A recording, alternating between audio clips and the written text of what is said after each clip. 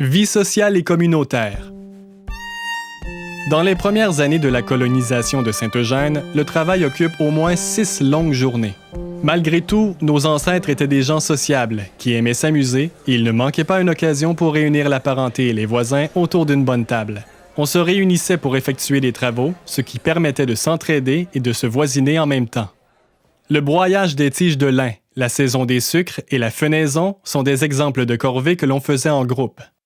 Plusieurs événements donnaient aux familles l'occasion de se réunir pour faire la fête, bien manger et oublier un peu leurs lourdes tâches. Les baptêmes fort nombreux à cette époque, les fiançailles, les mariages et les fêtes religieuses.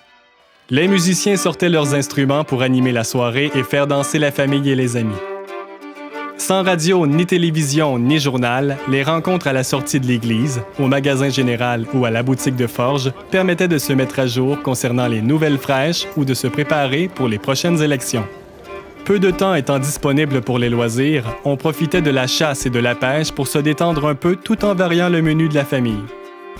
Les jeux d'osselets, de dames et de cartes ont connu une belle popularité. Faute de moyens, ce n'est qu'en 1949 seulement qu'un comité de jeux sera actif pour organiser des activités pour les enfants. Une patinoire sera aménagée au village dans les années 1950.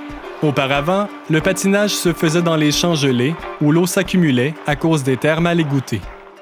À l'été, ces mêmes champs servaient de terrain pour les parties de baseball entre voisins et il fut un temps où l'on présentait des joutes au village avec un coût d'admission de 10 sous pour les spectateurs. Le terrain des loisirs, nommé en 2011 Parc Loup-Brouillard en l'honneur du premier boxeur québécois à obtenir le titre de champion du monde, a été aménagé après la création du Comité des loisirs en 1966. Avec un lieu et une organisation dédiée aux loisirs, les activités se font plus variées et sont financées avec des événements comme le Carnaval d'hiver et le Festival de l'agriculture, très couru dans les années 1970 et 1980.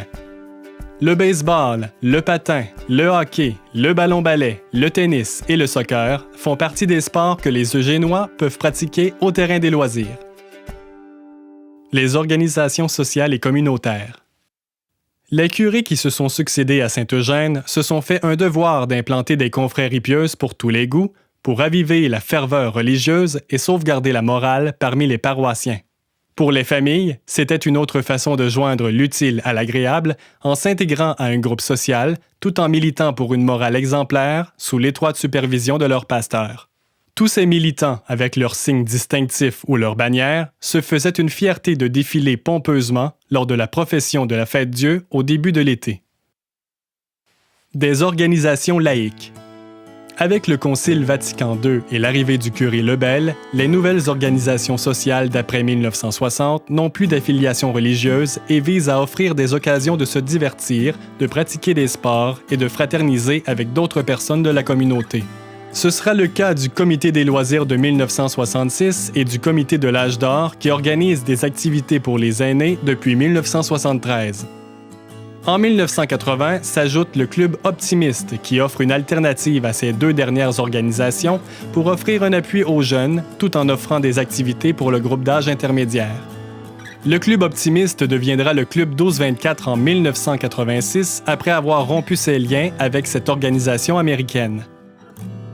En 1966, l'Association féminine d'éducation et d'action sociale, la FEAS, prend place à Saint-Eugène. Elle se concentre principalement sur l'amélioration des conditions de vie des femmes et de la société en général. Le Comité de développement local de Saint-Eugène a été créé en 1997 pour favoriser la réalisation de tout projet pouvant améliorer la qualité de vie tant au niveau social, économique que communautaire. Il fut pendant 10 ans l'organisateur de l'événement Automne en chanson et les Trésors de la Terre qui mettait en valeur la musique et les produits biologiques. Le Comité de la bibliothèque, l'Association des pompiers volontaires, les premiers répondants, le Comité de surveillance de quartier et le Comité de bienfaisance sont aussi dédiés à des objectifs précis en lien avec le mieux-être de la collectivité. Tous ces regroupements ont pu évoluer dans la municipalité grâce au dévouement de bénévoles qui ont à cœur d'offrir aux citoyens une véritable vie communautaire tout en créant des liens de solidarité fort utiles.